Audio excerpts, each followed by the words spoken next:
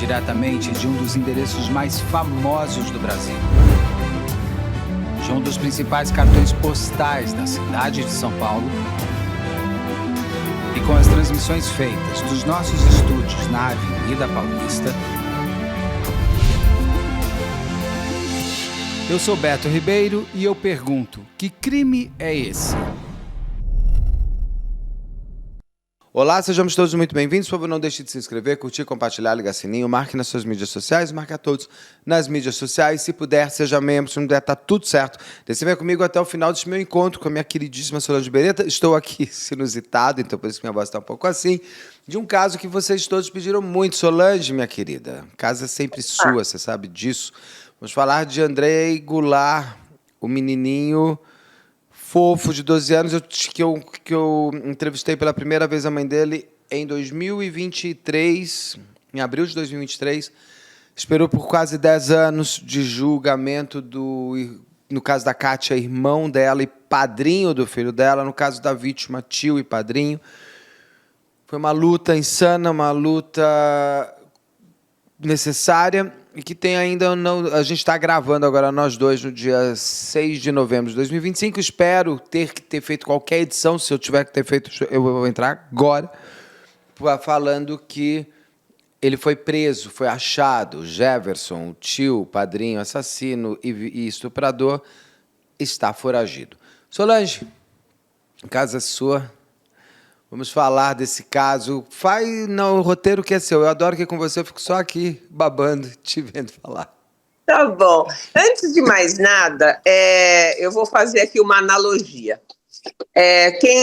Quem gosta de cozinhar sabe do que eu vou falar. Quando você vai fazer uma maionese e ela dessora, ela vira aquela água e dá uma raiva terrível na gente. E a gente tenta consertar, muitas das vezes você acaba gastando mais óleo e não conseguindo consertar, e gasta tempo também. Então é melhor jogar tudo fora e começar tudo do zero, porque não... O famoso ficou pior a emenda que o soneto? Com Quem certeza. fez aula de português que escrever soneto, a emenda que às vezes para dar aquele ajuste, é melhor joga e começa do zero. Exatamente. Então quando você vai fazer um bolo, coloca dentro da forma e fala, meu Deus, esqueci o fermento, você tira de volta e tenta. Assim não vai dar certo. Não vai dar certo. Vai do zero. Vai do zero, começa, joga fora, porque relacionamento, quando começa a dar problema, é melhor terminar, dar um descanso e começar um novo. Mas exatamente. Um novo, não um antigo novo. Também. Com outros ingredientes. O caso do Andrei é mais ou menos isso. E não é raro de acontecer. Eu mesma já peguei alguns casos em que eu ingressava por qualquer motivo, né, por ter chegado naquela promotoria e o caso já vir em andamento. Eu tive um caso até muito interessante em Barueri, assim, em que desde o início a coisa começa errada. E algumas coisas você consegue consertar, né? Mas o bolo vai sair batumado, né? Vai sair solado. Não tem como. E às vezes não vai ser possível você comer aquele bolo. O caso do Andrei começou desde o primeiro momento como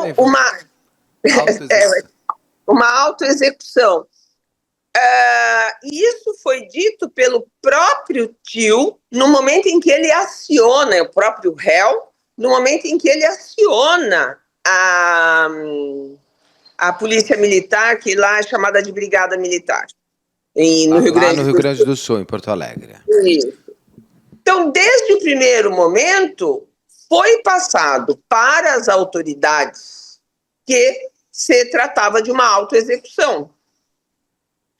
E, como tal, foi levada à investigação. Pouco se investiga em inquéritos de autoexecução. Vai se investigar tão somente se houve induzimento, auxílio ou instigação à autoexecução. Certo?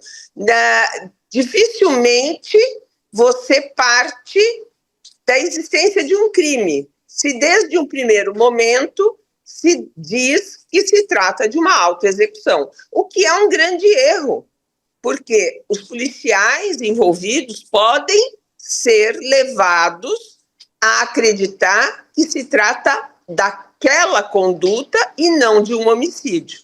Então, na minha opinião, sempre numa cena de crime, você não pode fechar aquele caso com base naquilo que se traz de informação. Quantos casos você mesmo já fez que, inicialmente, parecia se tratar de uma autoexecução e, posteriormente, se verificou que se tratava de um homicídio?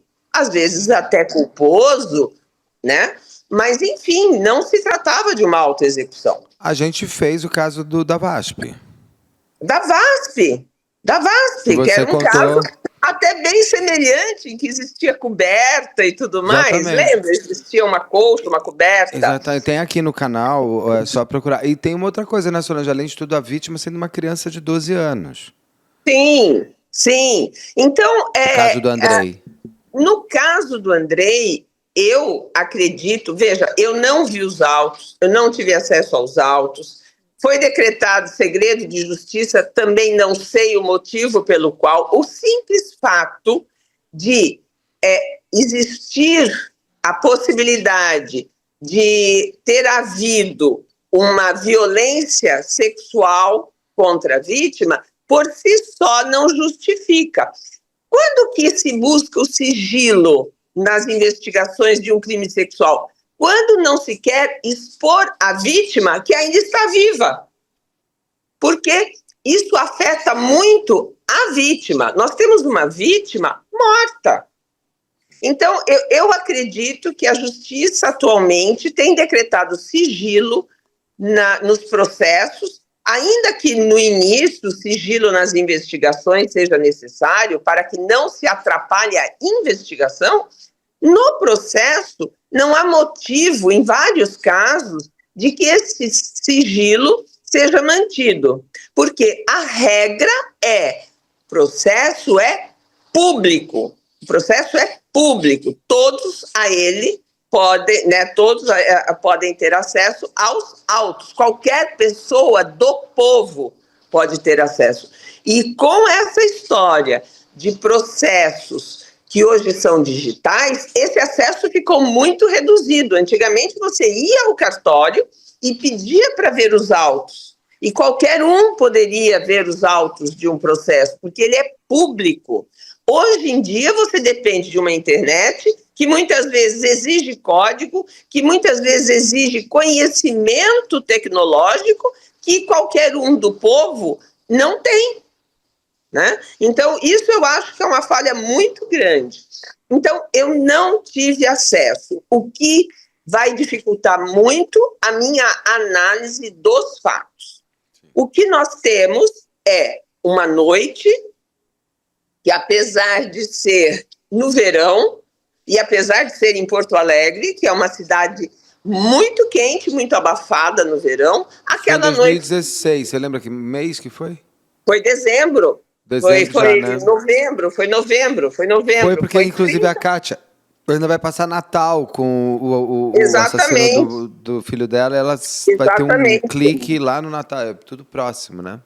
Exatamente. É 30 de novembro de 2016. 30 de novembro de 2016. 2016, exatamente. Então não era para estar frio, mas era uma noite fresca, né? Era uma noite fria. Esse menino, essa vítima, dormia no quarto do apartamento onde moravam a Kátia, que é a mãe dele, e mais a vítima, e mais 2 filhos.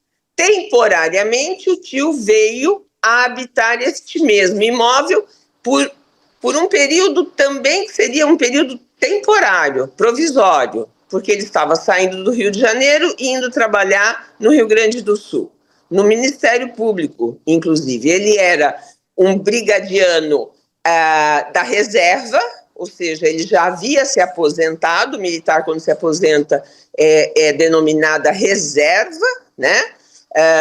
Eles não são chamados de aposentado, eles são chamados de policiais da reserva, porque eles podem ser chamados, né? É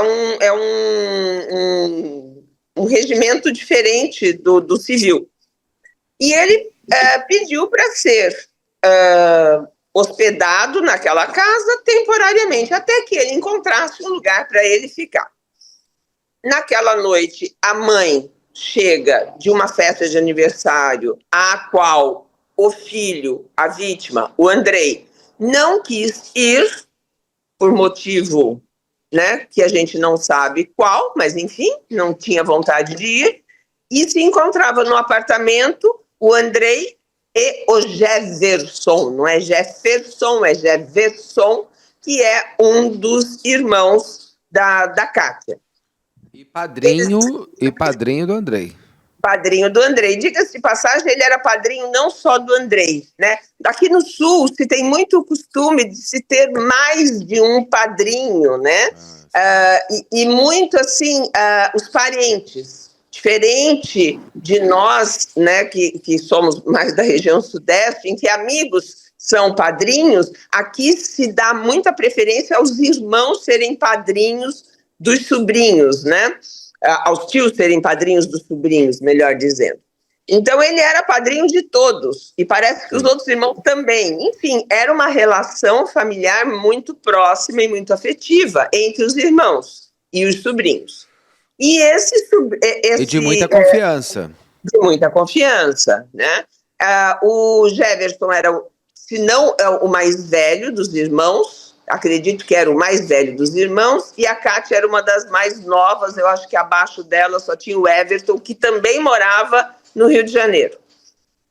E naquela noite, quando a mãe chega da festa de aniversário, junto com a filha, né, ela, que é a Andressa, ela vai até o quarto onde estava deitado à cama o Andrei e o Jefferson. Era um triliche, né? Que é aquela beliche que ainda conta com uma cama auxiliar como um beliche, né? E ela acaba cumprimentando o filho, né? Oi, filho, né? Tá tudo bem? Porque ela viu que por baixo da porta havia iluminação, e era a iluminação da TV que estava ligada. Segundo ela, o comportamento do filho chamou a atenção naquela noite. Por quê? Porque ele era um menino muito falante, muito comunicativo, e tinha com ela uma amizade muito grande. E ela havia comprado naquele dia, à tarde, uma camiseta do Grêmio, que é o time de coração do Andrei e da própria Kátia. E ela mostra, ele não pergunta nada sobre a festa, era um menino que, quando a mãe chegava em casa, fazia um questionamento imenso sobre o que tinha para comer, quem é que estava no local. A irmã, ela até fala, aqui em Santa Catarina se fala intisicar, né? Mexer com a pessoa, né? Inticava, ela fala, né? Lá no Rio Grande do Sul se fala inticar. Então você fica, e aí, você... Fica apurrinhando. Apurrinhando, mas é um apurrinhando carinhoso, não é para chatear, né? Então, fica intisicando, intisica o tempo todo, aqui em Santa Catarina a gente fala, né? E ele não agiu dessa forma, né? E não era o comum, tanto é que quando ela sai do quarto, ela fala assim, amanhã eu vou falar para ele, você nem me pediu beijo, que ele pedia constantemente, mãe, você já está... tem uma mãe que já está há 5 horas, 32 minutos e 40 segundos sem dar um beijo no filho e sem dizer que o ama. E ela também falava da mesma forma. Mas só que aquela estranheza, depois provavelmente que ela acabou ligando os pontos, os fatos. Causou estranheza, mas ela respeitou que o irmão quisesse dormir, ele meio que... agiu de forma a que ela saísse logo do quarto, não a expulsando, mas dando a entender que ela estava ali sendo né, inconveniente, ele queria dormir, apesar deles estarem assistindo TV. Ela vai se preparar para deitar, ela deita, dorme, e posteriormente ela é acordada pelo próprio irmão, que entra no quarto onde ela dormia com a filha, porque por conta desse acolhimento ao irmão, os 3 irmãos que antes ocupavam aquele quarto que eu mencionei agora, usando aquela triliche, tiveram que fazer uma remodelação. A menina, a Andressa, passou a dormir com a mãe no quarto dela e os meninos mais do tio passaram a dormir no segundo quarto da casa, que era uma suíte. E ele entra no quarto dela, ela desperta com aquela entrada abrupta e ele fala, aconteceu uma tragédia, até ela se dar conta, ela sai do quarto, vai até o quarto onde o filho está deitado e encontra o filho com um ferimento, segundo o que ela descreve, um ferimento grande na região da cabeça, e que aquilo, ela fica atônita, sem saber o que pode ter ocorrido. Tem até uma entrevista, a primeira entrevista que eu fiz com a mãe do Andrei, está aqui no canal. Tem também a entrevista que eu fiz agora, depois do julgamento, com a Kátia. E também outras entrevistas secundárias também que você tem na playlist, que você encontra aqui no descritivo do vídeo. E ela descobre o filho, né? Ela diz que ao entrar no quarto, ela percebe uma lividez.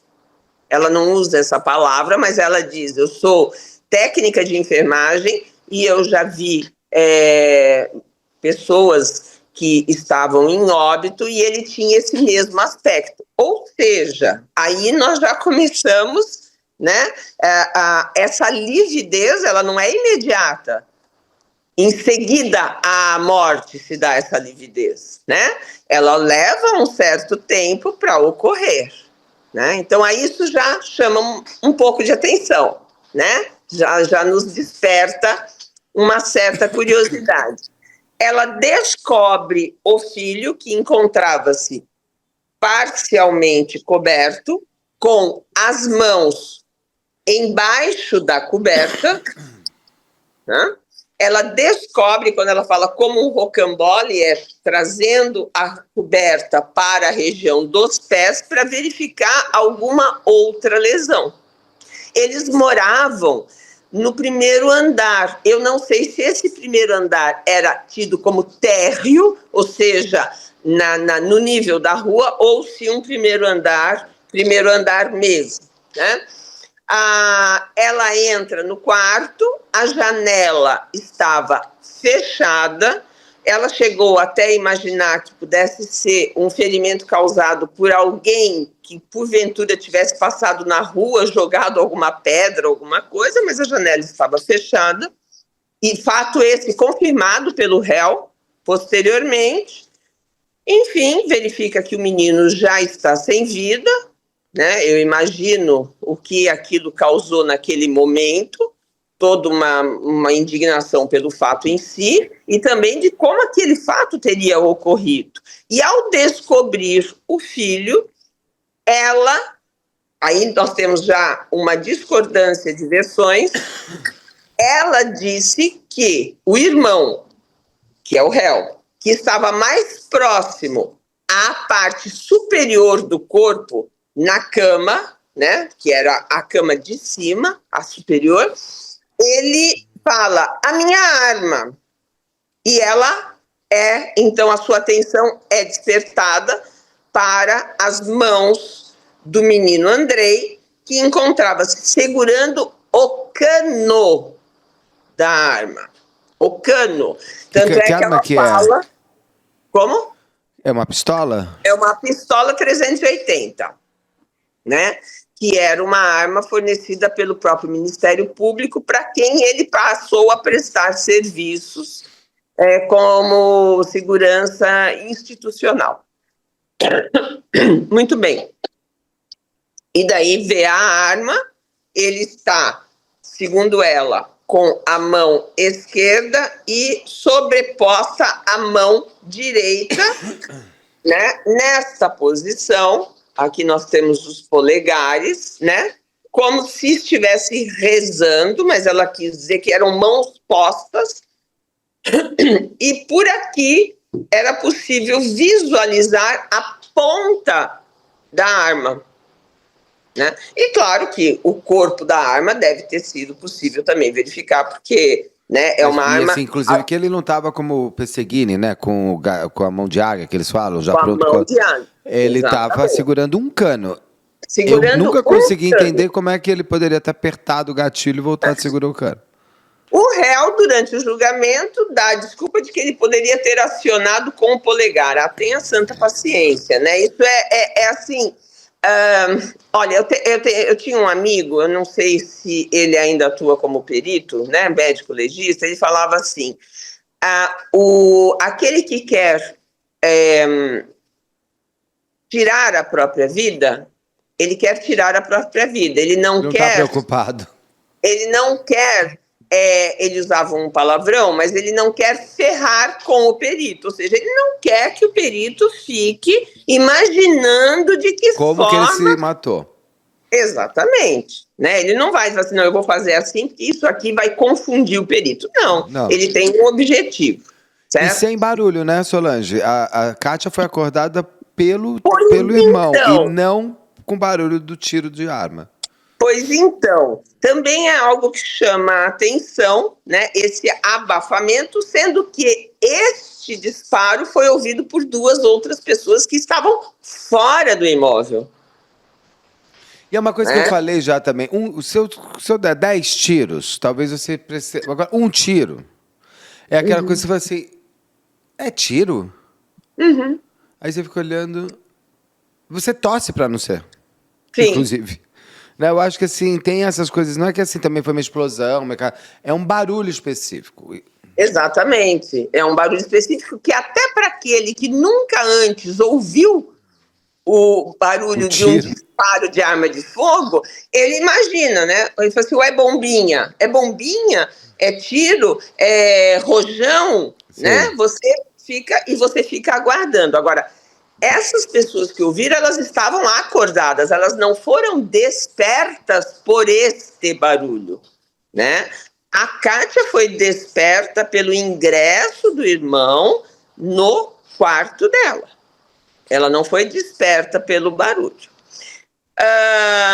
É acionada a brigada militar, porém chega ao local antes da brigada a colegas do réu, né? Que claro que foram acionados por ele, né? Eles não foi um anjinho. Ali ele toma bem à frente, né, daquele momento, porque tá todo mundo assim, sem saber por onde andar, ele já toma à frente e vai resolvendo, porque vai até apaziguando. Ele tenta criar um ambiente confortável e seguro para ele, né? Com pares, né? Pares no Ministério Público e, posteriormente, pares da Brigada, porque ainda que ele seja um brigadiano na reserva, ele é brigadiano, certo? E ele se apresenta como tal para aqueles brigadianos que ali comparecem. Mas a notícia que chega, que para nós é o Copom, né? Em São Paulo, né? Aqui no Sul eu não sei como é que é. Lá no Rio Grande do Sul tem um outro nome, que agora eu eu teria que procurar aqui, mas não é... Enfim, a notícia que chega era que foi dada por ele. Eu não sei se há gravação ou não desse acionamento, tá? Mas o acionamento foi feito pelo réu, dizendo que o sobrinho dele havia tirado a própria vida com a arma dele, com a arma do denunciante. E uma arma que estava onde, né? Estava na mochila dele. Ponto. Ele fala isso. Portanto, quem vai atender a ocorrência já vai com essa informação. Esse é o grande problema. Eu acho que aí começa o grande problema, né? Por quê? Porque o brigadiano que atende vai preencher Já com essa informação. boletim com essa informação, né? A perícia que chega ao local é acionada pela delegacia de polícia e a delegacia de polícia que é acionada pelos brigadianos passa essa informação. Então, essa informação passa a ser uma verdade. Sem que ninguém... É um vício, uma mentira que virou uma verdade prática. Exatamente. Sem ninguém para olhar aquela cena e falar, não dá, menino com as duas mãos no cano. Foi feito perícia com ele segurando a arma, tem umas coisas com isso. Pois né? então, também tem essa questão. Eu sei que essas pessoas chegam, existe relato de um brigadiano que teria dito, eu quero ver este tenente, isso quem fala é a Kátia, que é um brigadiano alto, tal, bem alto, e ele fala assim, eu quero ver este tenente explicar o que aconteceu aí dentro. Portanto, já teve um olhar diferente, mas não é ele que vai participar da investigação. O delegado que vai ao local do crime, segundo o que eu ouvi nesse julgamento, veja, eu não vi os autos, então todos aqueles que assistirem esse programa têm que entender que o que eu estou falando, eu falo baseado naquilo que eu ouvi durante o julgamento. Este brigadiano teria dito isso, né?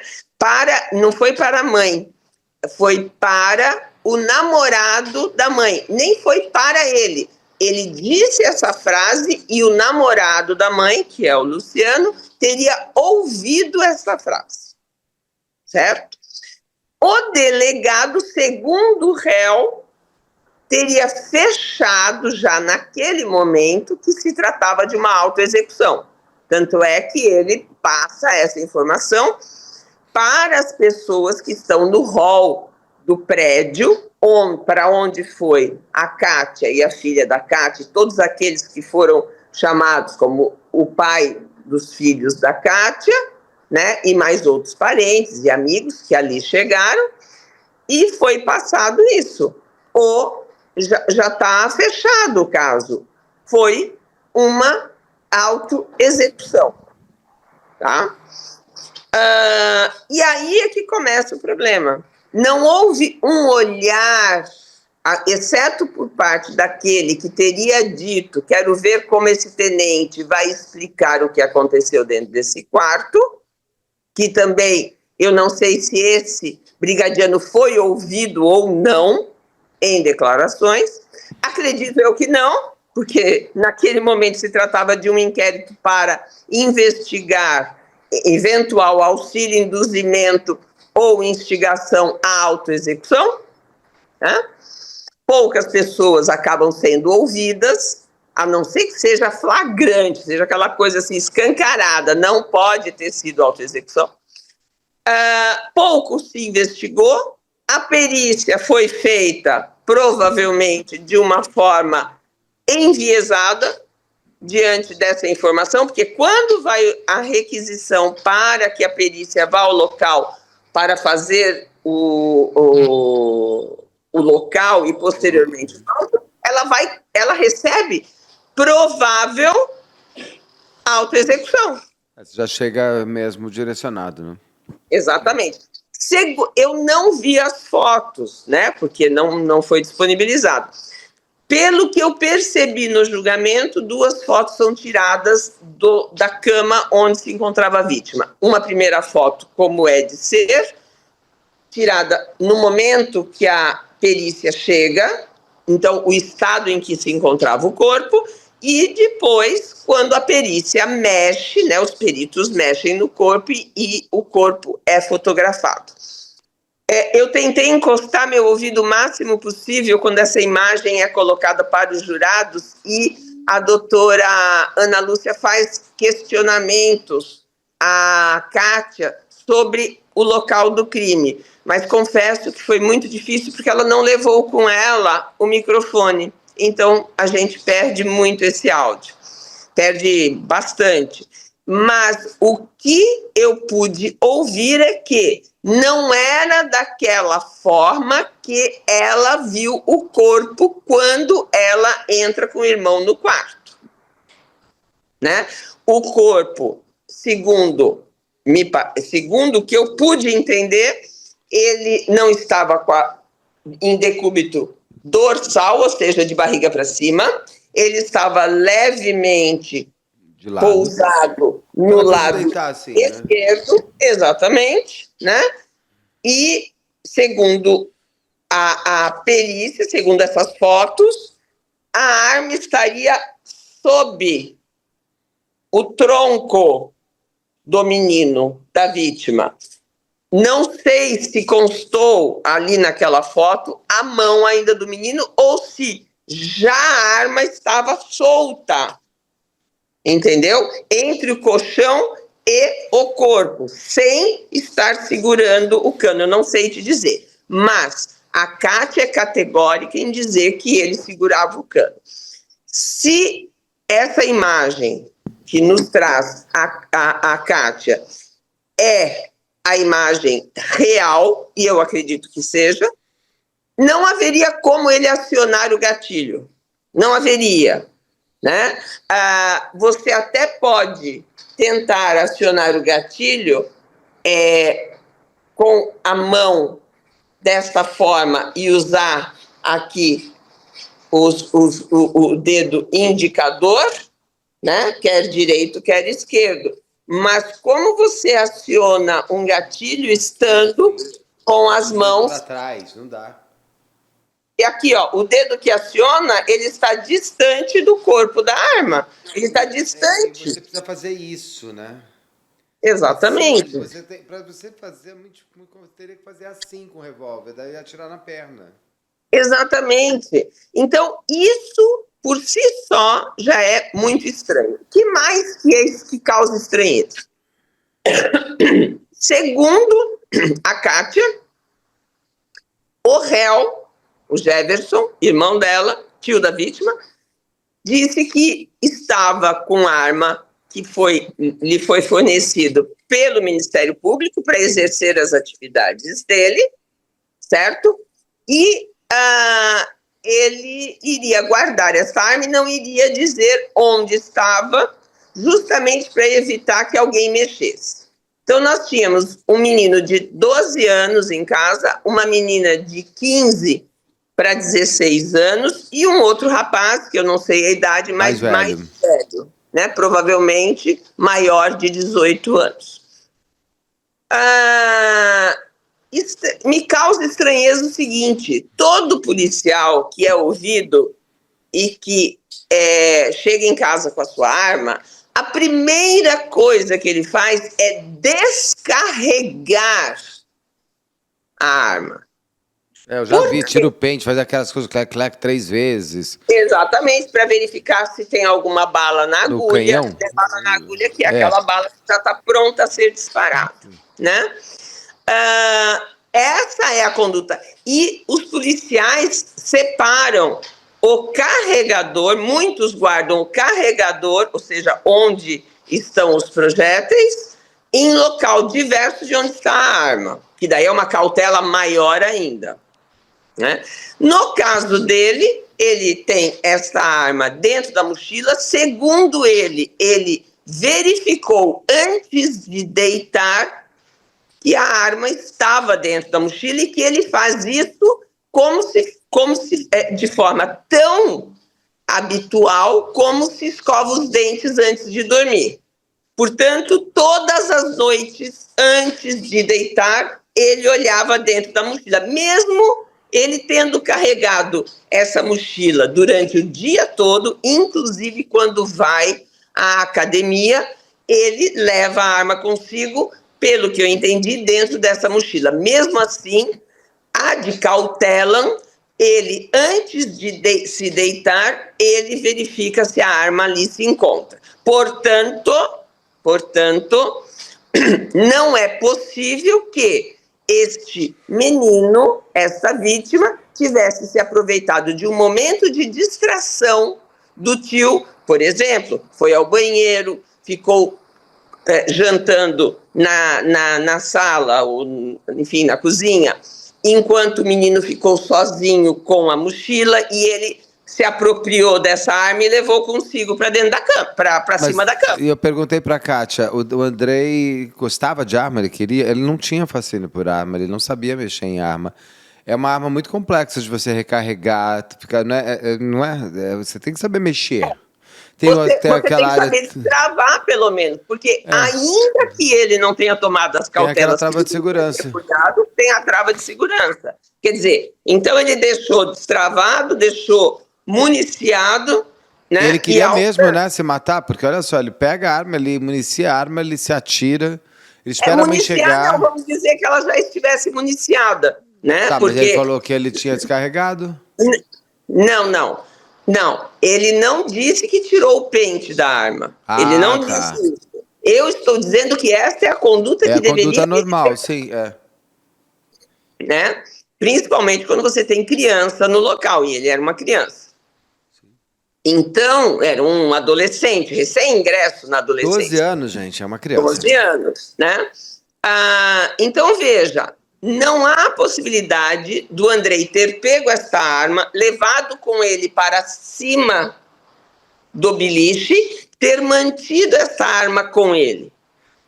Foi necessário que o Andrei, segundo a versão do réu, durante a noite, no escuro, porque o quarto estava com as luzes apagadas depois que eles desligam a televisão. Veja, no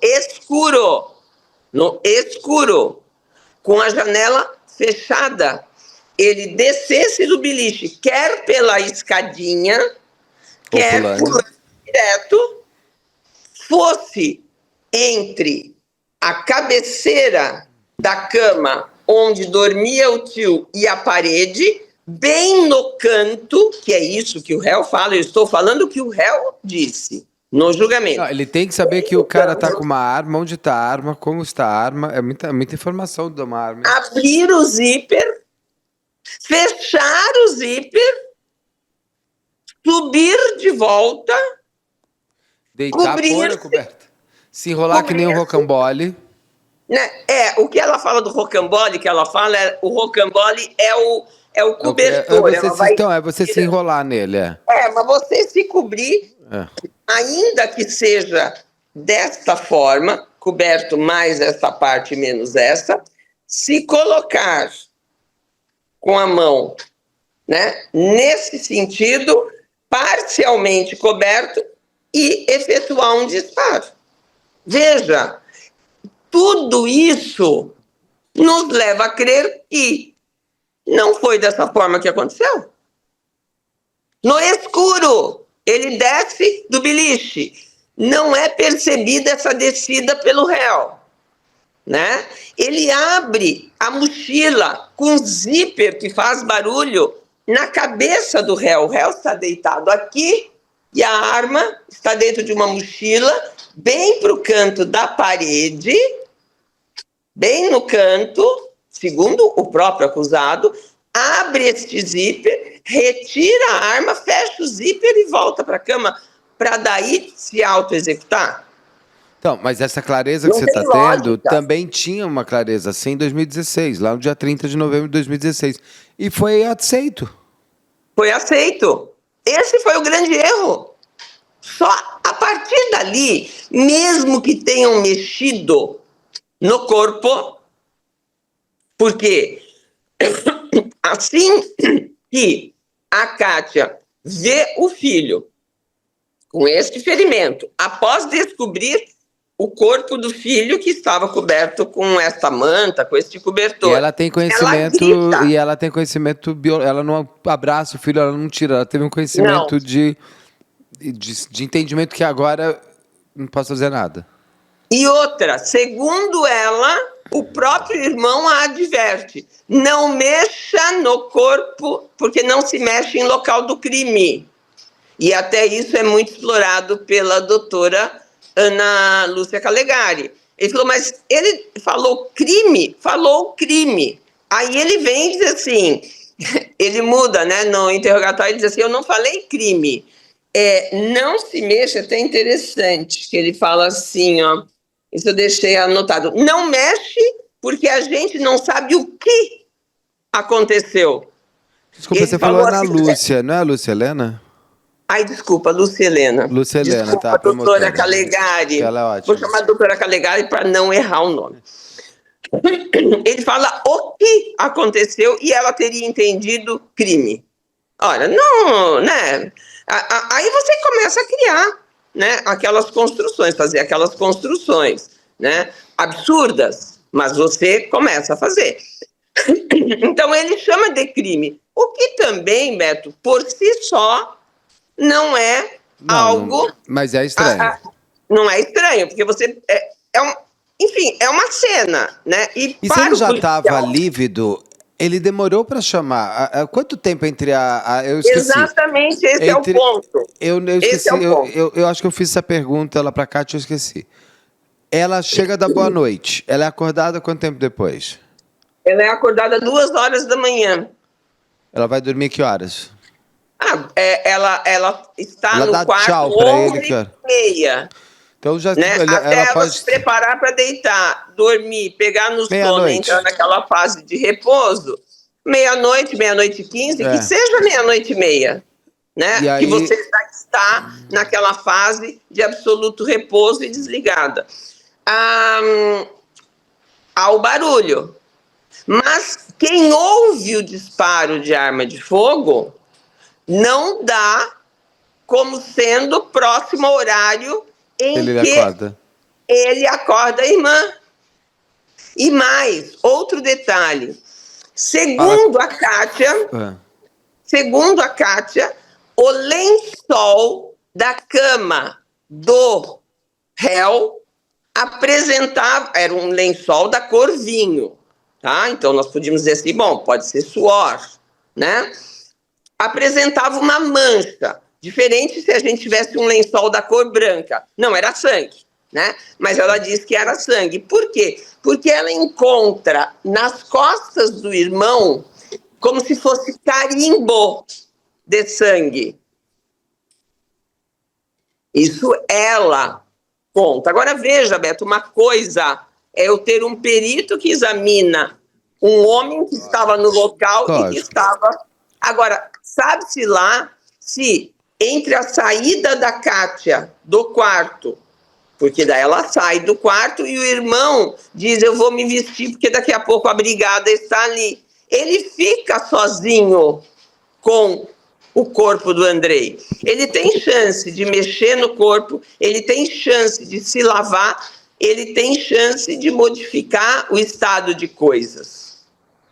Inclusive, a Kátia diz que encontrou mancha de sangue na pia do banheiro e encontrou essas manchas de contato na maçaneta da porta. Sim. E essa mancha de contato nas costas do réu. E essa mancha, que ainda que a gente não possa afirmar que fosse de sangue, de um líquido que manchou, um líquido que tem a mesma cor da cor do lençol, que manchou o lençol da cama do réu. Então, isso tudo pode ter deixado de existir quando da chegada da perícia. Então, mesmo que a perícia chegasse, dissesse assim, não, tira a roupa, quero ver, entendeu? Tivesse tomado todas essas cautelas, ele já poderia ter destruído essas evidências, essas provas. Segundo a Kátia, entre a cama superior, onde estava o Andrei, e a cama inferior, onde estava o Jefferson, na parede, entre as duas camas, porque eu imagino que esse beliche fosse encostado, esse triliche fosse encostado na parede, havia sangue também. Aí se pergunta para o réu, como que estava molhado de sangue, porque daí afirma-se, o colchão, o seu colchão. Ele falou assim, deve ter pingado de cima. Ora, veja bem, por mais que tenha tido um intenso sangramento, o menino estava com a cabeça sobre um travesseiro. Sim. Esse sangue escorre, ele passa pelo travesseiro, ele passa pelo colchão, que por mais fino que fosse, ele transpassa o colchão, molha o colchão do réu enquanto o réu está deitado. Porque se ele tem mancha de sangue nas costas, ele não é molhado pelo sangue, porque ele está embaixo. E demora, né, para o sangue conseguir passar pelo colchão e começar a pingar. E segundo ele comunica à mãe, tão logo ele ouve este barulho. O que o desperta é o tiro. É o tiro. Só que quem ouviu falou que foi quanto tempo antes? Foi uma hora, quase, meia hora, 40 minutos antes. Então. É que eu não tive acesso aos depoimentos, é pelo que se é dito. Então, veja, esse espaço de tempo, quem determina entre o disparo e a chegada da mãe são as testemunhas que ouvem os disparos. Uma diz que ouviu 1, outra diz que ouviu 2.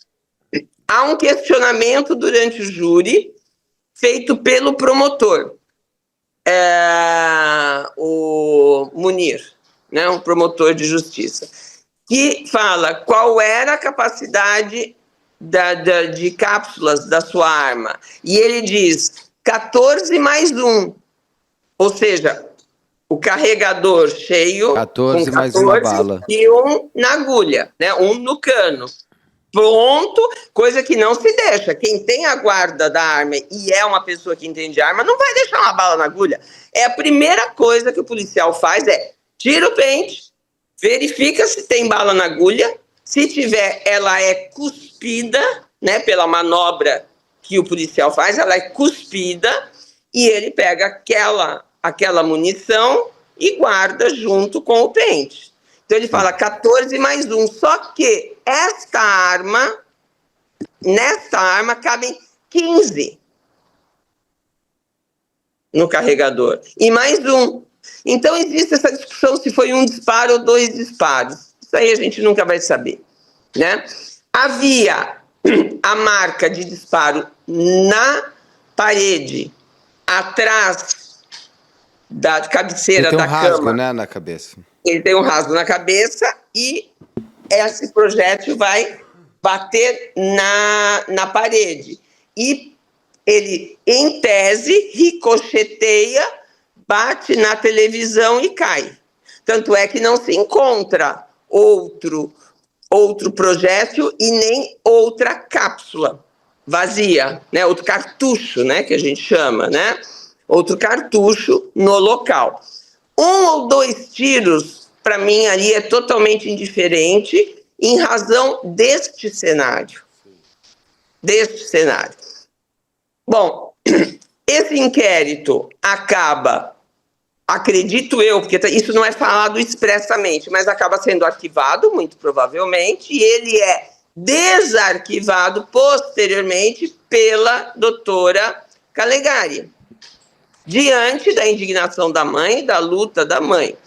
Nesse meio tempo, até esse desarquivamento e oferecimento da denúncia, a mãe começa a receber relatos de pessoas que conviveram com o réu, quando ele ainda morava em Porto Alegre. Por quê? A mãe, depois dessa tragédia toda, ela vai para o Rio de Janeiro, porque vem as festas natalinas, né, e mais o Ano Novo. Ela não vai para festejar o Natal e nem festejar o Ano Novo. Ela vai para sair. O irmão dela, o assassino, morava no Rio e mais o outro irmão. Ela foi descansar em família. Ela foi descansar próximo do seu... Viver o luto dela em família. E na casa do Everton, que é o outro irmão, que é o irmão mais novo. O comportamento do réu pós-crime, e a gente cansa de falar, e você enfatiza isso muito bem, diz mais sobre a pessoa do que o próprio crime.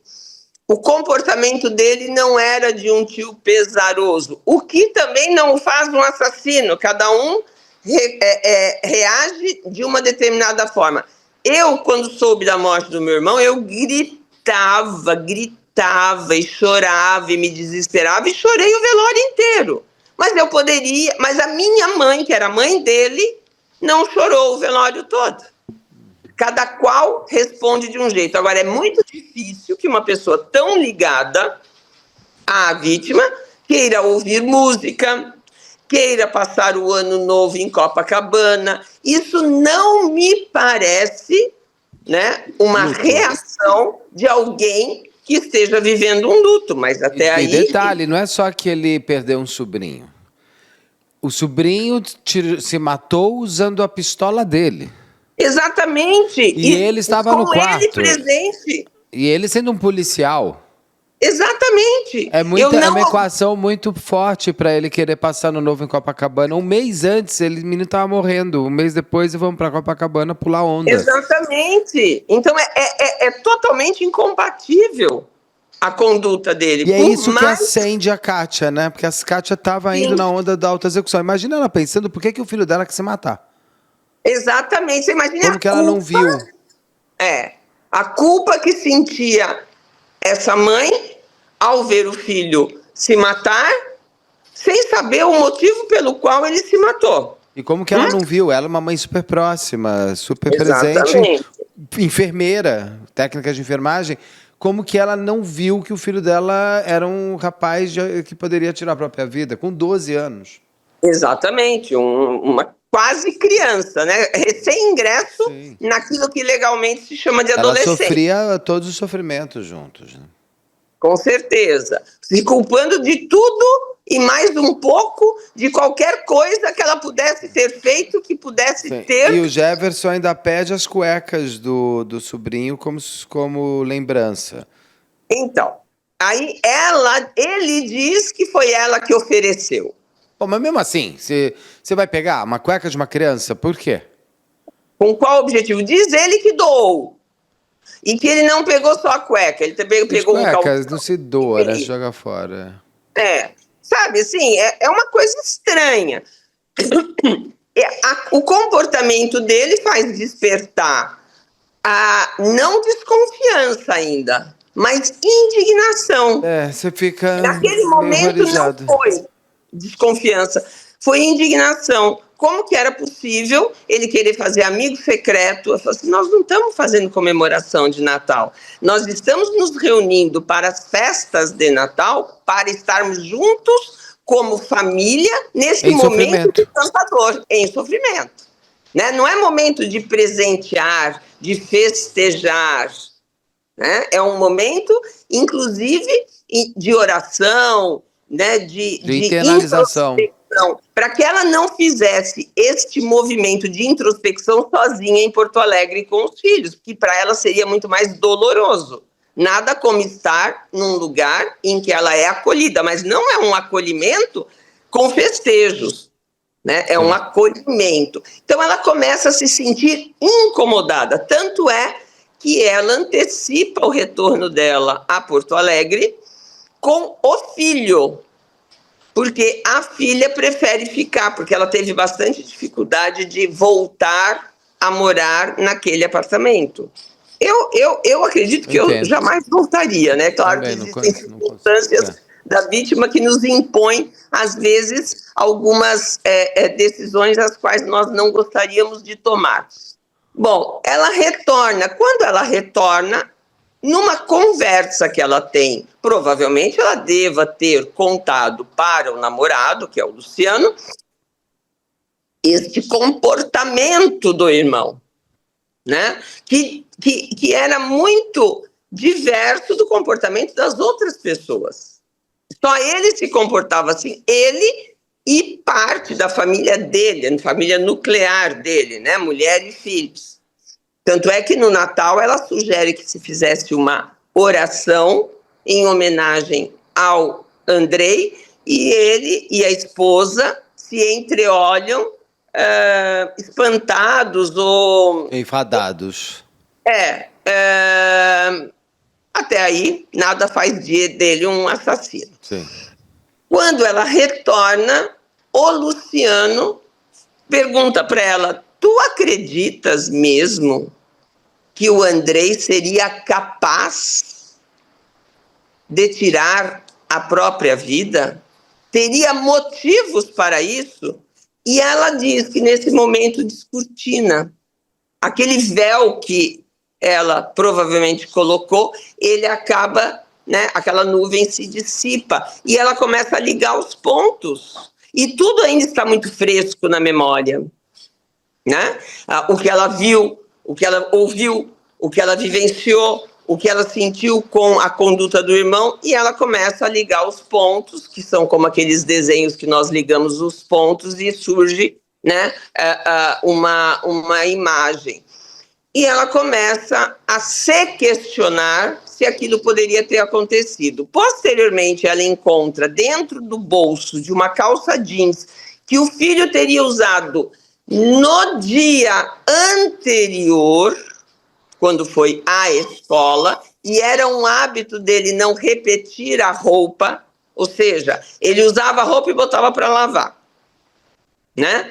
Ele teria usado essa calça jeans para ir à escola no dia anterior, e essa calça foi guardada, o que também, ela falou, só pode ter sido o Andrei que guardou, mas normalmente ele botava para lavar. Estava dentro do armário este, que ficava no quarto em que ele dormia com o tio e o irmão. Encontra um bilhete escrito, mãe, me enterre com a camisa do Grêmio, né? Andrei.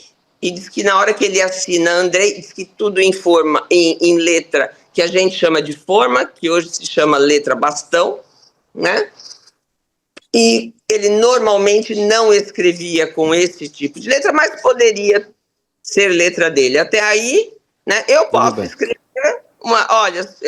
colocar um dia, estou eu lá pensando, e colocar num caderno meu, olha, quando eu morrer não quero que faça velório. Isso não quer dizer que eu vá tirar a própria vida. Eu preciso ter um histórico, um motivo, um comportamento. Por vezes não é notado pelas pessoas que circundam a vítima, mas ele não mudou em nada o comportamento. O réu quis desconstruir a imagem da mãe, né, através da sua defesa e através do seu interrogatório, dizendo que o menino era punido de forma reiterada pela mãe, punido com castigos, né? Então, tanto é que ele estava de castigo sem poder utilizar o celular naqueles dias. Então, desconstrói, traz à tona o réu e a sua defesa também, que a mãe, né, a Kátia, já teria passado por tratamento psiquiátrico, inclusive sendo internada, e que naquela ocasião foi ele, o réu, que ficou com as crianças para que ela pudesse fazer o tratamento. Quer dizer, coisas que se traz para descredibilizar a testemunha, colocando em dúvida a sua capacidade mental, psíquica, que ela poderia ter visto coisa que não viu. Então você lança, isso é normal, viu, Beto? Isso é normal. Eu acho. Só avisando uma coisa, o irmão do Andrei, ele estava dormindo no quarto, mas o irmão do Andrei não estava no quarto naquela hora que ele tinha saído para trabalhar, ele trabalhava à noite, uma coisa assim. Ele trabalhava à noite. Só estavam o Andrei e o tio, só para dizer que não tinha mais nenhuma testemunha. O Anderson, o irmão mais velho, ele trabalhava à noite. Então ele chegava de manhã, aí que ele ia dormir, isso quando ele não tinha um curso que ele fazia logo após o plantão. Sim. Eu não sei qual a atividade profissional dele. E ele, justamente quando a Andressa e o Andrei iam para a escola, o irmão ficava dormindo. Por isso que não havia mais ninguém no quarto aquela noite. Sim. E foi a primeira... E veja, a Kátia trabalhava, mas em momento algum ela estava trabalhando naquele período. Não houve a oportunização para que tio e sobrinho ficassem sozinhos em momento algum, porque a Kátia havia sofrido uma cirurgia na coluna, então ela estava afastada. Então veja que ela sempre estava presente em casa. A única vez que ela saiu de casa E o Andrei permaneceu sozinho em casa e aguardando o tio, e com ele permaneceu sozinho, foi nessa noite. Sim. Isso não aconteceu. E só porque era um aniversário marcado também, não era era uma festa. É que o Andrei, inclusive, não quis ir. Não quis ir. Inclusive, quando ela sai de casa, tem certeza, filho, que tu não queres ir? Não, mãe, não quero ir. Eu vou ficar aqui, vou esperar o padrinho com um chimarrão e vou fazer uma janta. Ele gostava do Jefferson. Com certeza, não havia motivo para não gostar. Né? Enquanto isso, a Kátia vai à casa de uma amiga da Andressa, onde ela havia passado a tarde, preocupação inclusive do irmão. Será que ela comeu alguma coisa na casa da amiga, mãe? Porque ela era muito tímida e não ficava sem graça de comer na casa dos outros.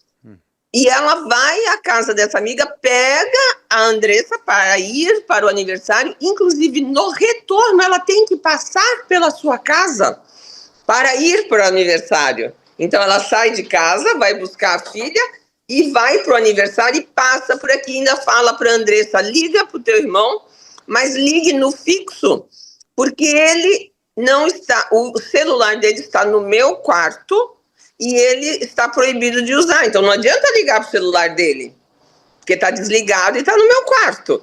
Então, ligue no telefone fixo. E a filha não consegue completar essa ligação para saber se ele teria mudado de ideia. Porque como ela ia passar de novo na frente do prédio dela, ela pararia, pegaria e levaria. Ele, sim. Né? Como não conseguem, eles vão direto.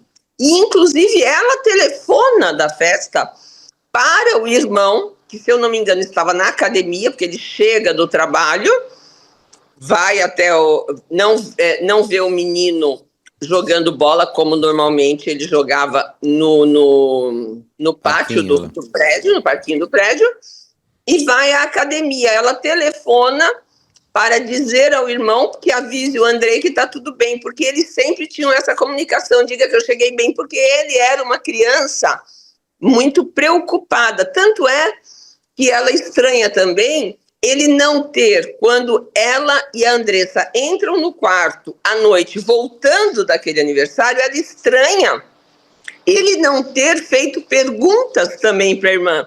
Como é que foi a tarde na casa da amiga? O que tinha para comer? Diz que ele era fascinado desse negócio do que tinha para comer. Que ele gostava de cozinhar. Então, o comportamento dele foi muito diferente naquele momento. Mas, quando quando a gente já está em 2017, que ela desanuvia tudo, ela vai até a polícia e tenta reabrir o inquérito, não é isso? Exatamente. Mas ela também precisava... Não, o inquérito não estava arquivado ainda. Mas que ele iria para arquivamento, né? Não estava arquivado. Não, ela é só ouvida posteriormente, início de fevereiro. Ela começa a tentar entender o motivo pelo qual, caso não tivesse sido uma autoexecução, o motivo pelo qual o irmão, mataria o seu filho. Mataria o filho dela. É óbvio o motivo, né? Já que não havia nenhum motivo. E aquilo, só que provavelmente é um bairro em que, né, as pessoas se conhecem, os amigos são muito antigos, essa coisa toda, e começam, ela não leva essa desconfiança imediatamente para o delegado quando ela é ouvida em fevereiro. Não, ela não começa já. Acontece que as pessoas começam a trazer notícias do passado do Jefferson. Do passado dele. Ela se lembra de um fato, que é ele ter se relacionado com a mãe da atual esposa antes, quando a atual esposa tinha 2 anos de idade, ou seja, ele tinha uma diferença muito grande, não se sabe quantos anos tinha a dona, se eu não me engano, é Eva. Acho que é Eva, enfim. Tudo bem, não precisa nem falar o nome dela, tá? Que é a sogra dele. Que é a sogra, mas eles tiveram, isso é confirmado pela Fabiana, que é a esposa dele. Mas ele fala aquele que tirou o bico dela, né? Que teria desmamado. Aqui no sul não usam muito chupeta. Aqui fala angustiante ouvir isso. É o bico, aqui se chama de bico a chupeta, né? Aqui é Para as chamado pessoas de bico. entenderem, tem até na entrevista da Kátia, o irmão dela, o Jefferson, namorava o que vai vir se tornar sua sogra. E conhece a esposa quando ela tem 2 anos. E ele começa a se relacionar com ela muito criança ainda, não é isso? Então, segundo o que ele disse no interrogatório durante o julgamento, ela trabalhava no Clube dos Militares, clube esse que era frequentado por ele, antes dele se tornar sargento. E ele vai se tornar sargento quando ele vai fazer o curso em Santa Maria. Então, nesse meio tempo é que ele se relaciona com ela.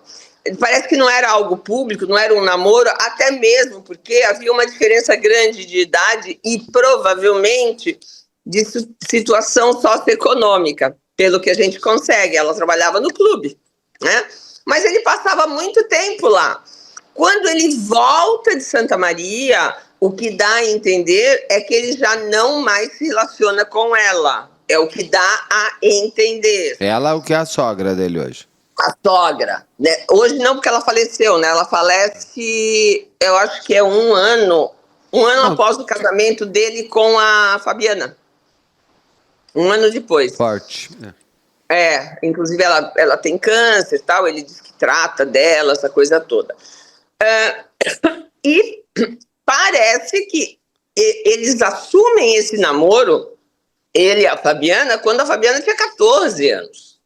Mas há um bochicho que não se sabe até onde é dotado de veracidade, que essa relação já era antes dos 14 anos. Mas tudo isso é bochicho, é disse-me-disse. E ele diz que ele está sendo acusado por disse-me-disse. Até agora eu não vi nada, né? Ali só se estava buscando a motivação.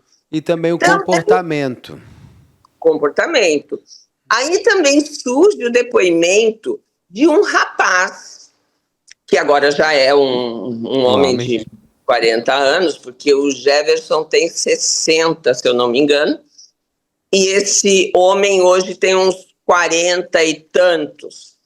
E existe sempre, e daí a Kátia fala, que o pai deles, do Jefferson, do Everton, dela e dos outros irmãos, reclamava sempre e dizia para ele: mas Baguri, para de andar com essa piazada, com essa gurizada, tu já é um homem. E ele sempre estava cercado de meninos mais novos. Ninguém está dizendo que eram meninos de 2, 3 anos, mas meninos muito mais novos. Eu imagino, pelo tom do que foi dito... Mas tem 20 anos andando com garoto de 12.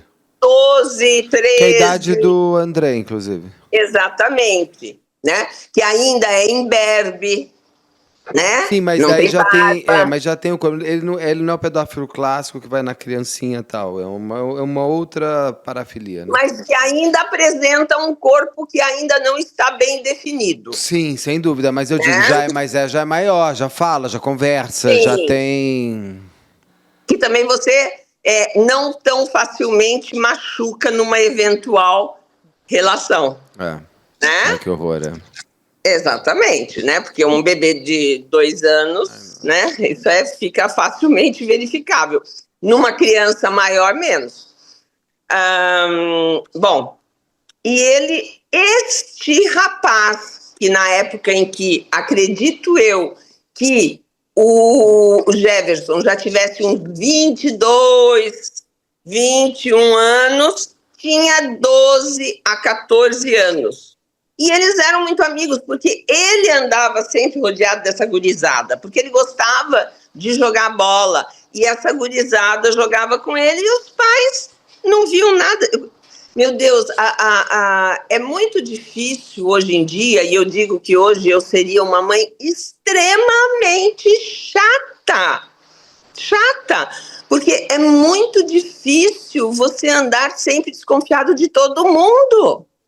Concordo. Então, aqueles pais, imagina, 40 anos, jamais poderiam imaginar que aquele rapaz que foi criado junto, que jogava bola com seus filhos e que não dava nenhuma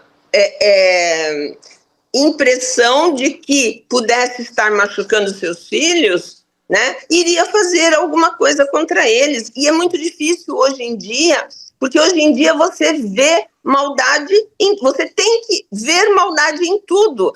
Ficou realmente um mundo muito difícil. Não que não existisse isso antes, Beto, mas hoje parece que há uma proliferação. Eu só vou te falar uma coisa, eu vou ter que parar em 15 minutos, porque eu vou ter a live. Então vamos só dar uma...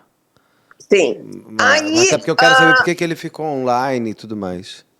Então, aí o que acontece? Precisava saber o motivo. Diante dessas informações, chegou-se a uma motivação.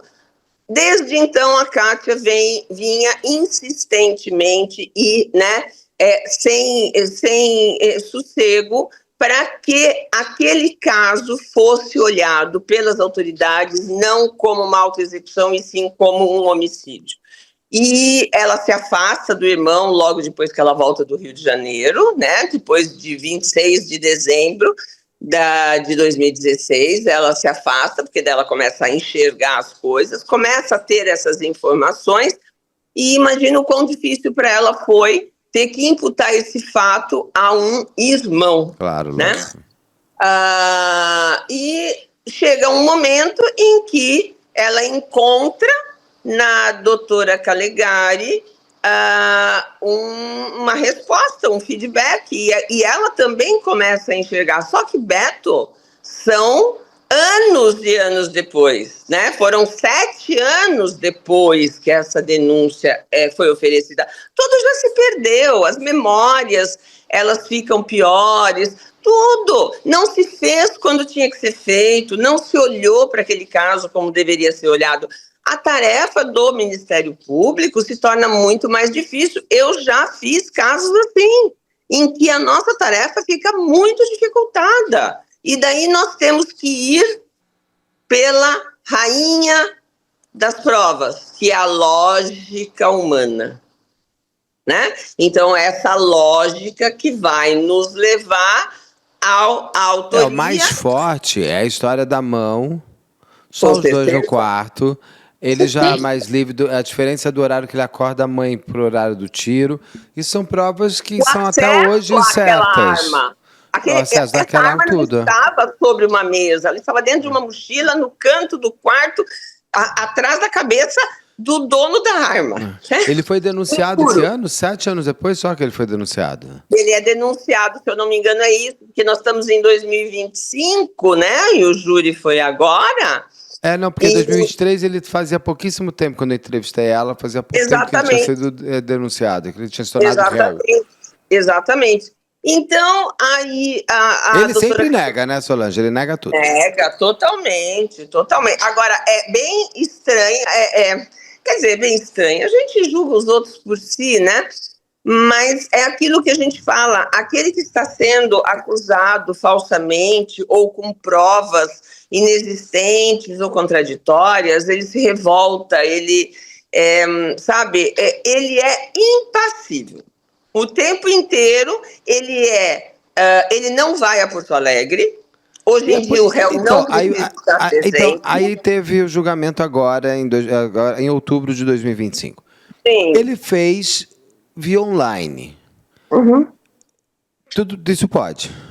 Então, Beto, depois da pandemia, infelizmente, nós tivemos esta praga, que tem um lado bom, sim, mas... né, que facilita, você pode ouvir testemunhas, mas ela tem um lado ruim, vários. Eu vejo alguns aspectos ruins, né? Você vai ouvir uma testemunha online, você não sabe quem está por trás dela, se não tem alguém mostrando uma placa. É isso que não teria que ser, já que você vai falar, não pode ser na sua casa, né?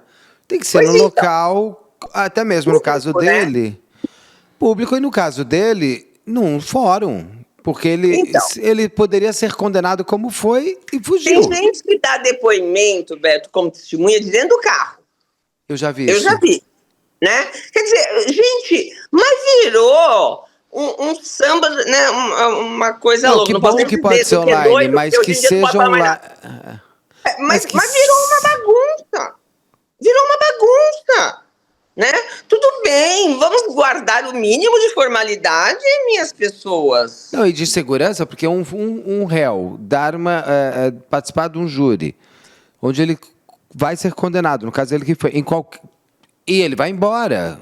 Não tem um policial. Não, e é interessante, Beto, que a gente... Veja, isso precisa ser regulamentado, é muito novo. As leis, elas surgem conforme as necessidades. Na minha opinião, talvez já exista algum projeto de lei nesse sentido, não sei. Na minha opinião, você quer... Porque o réu não precisa comparecer, mas ali ele queria prestar o interrogatório, certo? Ele queria dar a sua versão. O advogado dele estava no júri. Estava no júri. Mas ele poderia ter um outro advogado do lado dele ali. Claro. Tá? Claro, né? Mas veja, nós temos que regulamentar isso. Onde é prestado, por quê? Porque até uma testemunha, eu preciso saber se não tem ninguém orientando, se não tem ninguém orientando o réu, porque apesar de ele estar com um advogado, o advogado é para fazer perguntas sugeridas por ele durante a instrução, mas não durante o interrogatório dele, o advogado ficar instruindo ele o que ele dizer. Onde que eu vou ter segurança disso? Num local público, né? Num local de acesso ao público, num local como um fórum, uma delegacia de polícia, ou até nem considero o escritório do advogado o melhor lugar. Você tem que ir num lugar onde pessoas isentas possam fiscalizar aquele ato. Então, para mim, testemunha que é ouvida dessa forma como tem sido feita, eu acho assim inadmissível. O réu, na minha opinião, o que teria que se mudar? Ele tem que dizer exatamente onde ele está no momento em que ele é interrogado. Por quê? Porque a decisão do júri ser desfavorável a ele exige imediato cumprimento da pena. Como é que eu vou garantir imediato cumprimento da pena se eu não sei nem onde está este réu? Ele tem que dizer, eu estou em tal lugar, assim, e para mim também, tem que ser dentro do fórum, ou aqui pode ser um domingo, mas, né, porque o júri ele pode se alongar, pode ser um final de semana, mas pode ser uma delegacia. Mas a estrutura precisa ser existida. Não interessa. Não tem como, aí é uma questão assim, não pode ser do jeito que está sendo feito, gente. E o interessante é que ele presta esse depoimento, que nem eu tô conversando contigo aqui. Tu consegues ver que eu tô numa sala onde tem uma cozinha, essa coisa toda. Ele fez aquela coisa focada branca, a gente não sabe onde ele está, entendeu? Então, infelizmente, né, depois a imagem dele desaparece, ele só tem o som.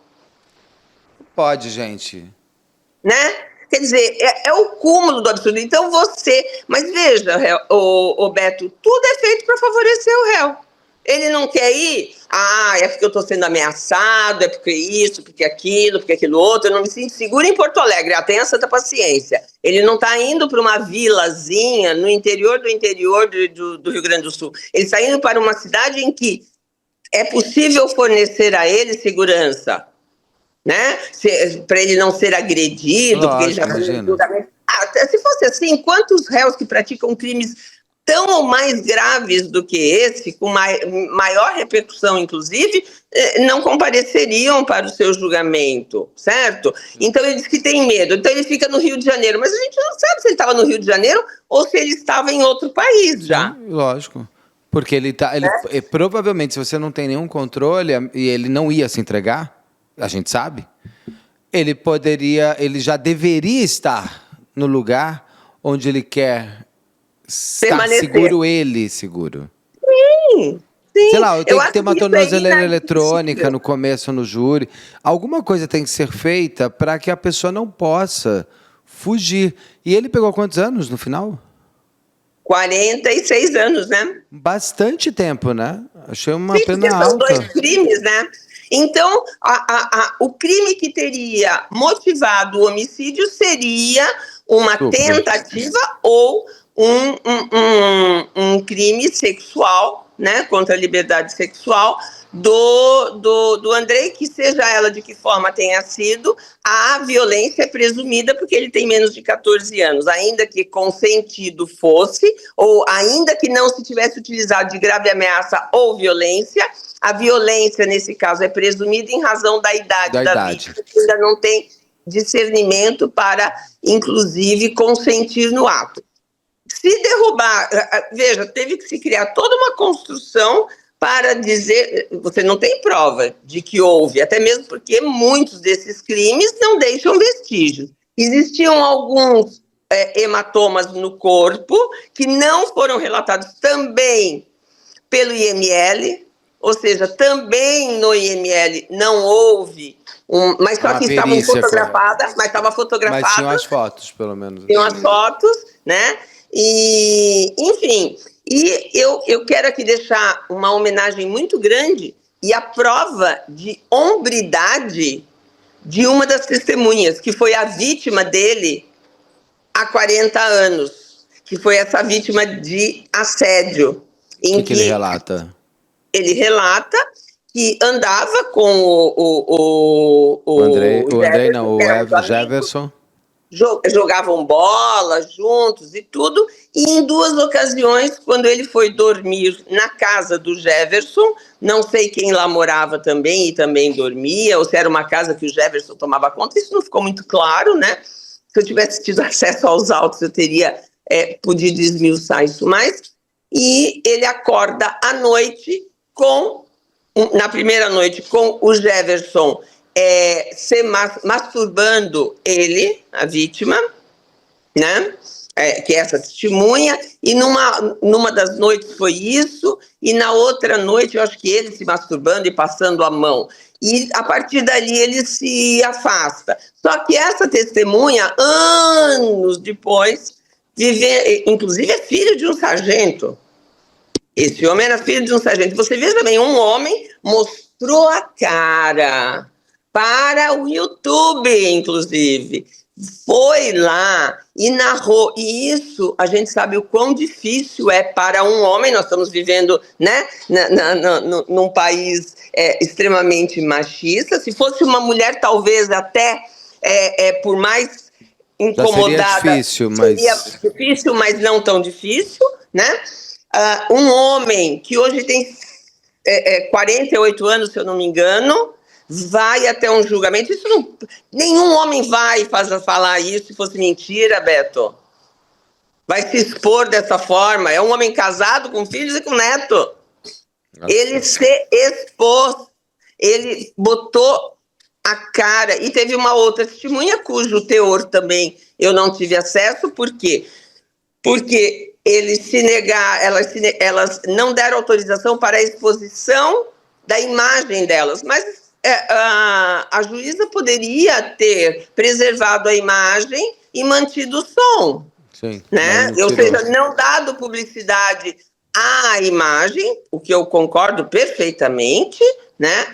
Mas dado publicidade ao teor do depoimento. Me parece que, não sei se as 2 testemunhas ou uma delas, foi também vítima desse tipo de empreitada sexual do réu contra ela, numa idade muito tenra.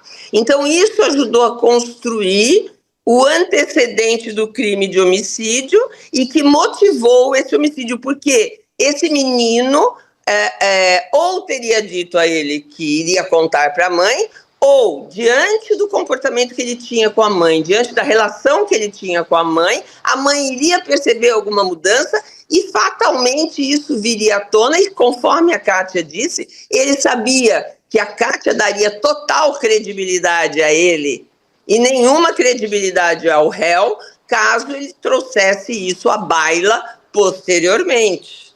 Entendi. Né? Então, isso teria sido a motivação do crime. Então, se caísse o estupro, cairia a motivação. Sim, lógico. No caso, então, agora ele está solto. Espero que as pessoas, a gente mostrou aqui ao longo da edição a imagem dele. Se você tiver assistido, se você ouvir, ligue para o 90. Caso ele já tenha sido encontrado, que ele pague logo essa sua penalidade e para que o Andrei possa, enfim, descansar. Eu gostaria aqui de deixar... eu tentei até um contato com a doutora Calegari para esclarecer algumas dúvidas que eu tinha e, infelizmente, ela estava extremamente ocupada. E eu quero deixar aqui uma homenagem a todos os promotores de justiça que atuam nos tribunais do júri desse nosso Brasil afora. A nossa atividade, eu falo nossa atividade como se eu ainda estivesse, porque eu ainda me sinto uma promotora de justiça, ainda que não atuando por estar aposentada, mas eu quero deixar aqui a minha homenagem a todos os promotores de justiça que, como a doutora Calegari, se dedicam de corpo e alma, param a sua atividade nos processos para ouvir os parentes da vítima, perdem, né, entre aspas, este tempo que é tão precioso para as nossas atividades habituais, mas que é mais precioso ainda quando nós ouvimos a família da vítima, as pessoas que circundavam a vítima, inclusive para podermos trabalhar melhor. Promotoras como a doutora Calegari, elas merecem todo o nosso respeito. E, infelizmente, Beto, a nossa própria classe de promotores de justiça não reconhece esse esforço que nós temos no Tribunal do Júri. Cobram de nós números, estatística, sendo que o nosso trabalho no Tribunal do Júri, na verdade, ele é um trabalho artesanal. E o tempo que nós perdemos ao ouvir os familiares da vítima, nós ainda temos que compensar este tempo trabalhando nos finais de semana nos nossos processos. E somos incompreendidos, inclusive, pelos nossos órgãos correicionais, que exigem de nós estatística. Então, fica aqui a minha eterna gratidão a todos os promotores de justiça que atuam no Tribunal do Júri, que são tão incompreendidos, inclusive pelos seus pares. E o faço em nome da doutora Calegari. Muito bem. Então, parabéns para a doutora Calegari também, que pegou esse caso que poderia ter ficado lá numa pilha de outro promotor. Um abraço, um beijo para a Kátia Goulart, que espero que ela consiga descansar em breve com o fim dessa história, com o irmão dela preso, que ela já não chama mais de irmão há muitos anos. Solange, meu amor, um prazer sempre estar com você. Estou com a sua meia que você me deu. Quer ver? A corta para o geral. Ela nem não dá para ver, mas vai dar com essa meia aqui, a Solange. Mas eu estou reconhecendo ela daqui. Combinou com esse tênis, hein? Esse combinou, Então, beijo, meu amor. Muito obrigado. Morrendo de saudade. A gente se fala em breve. Até já. Um beijo. Até já. Tchau.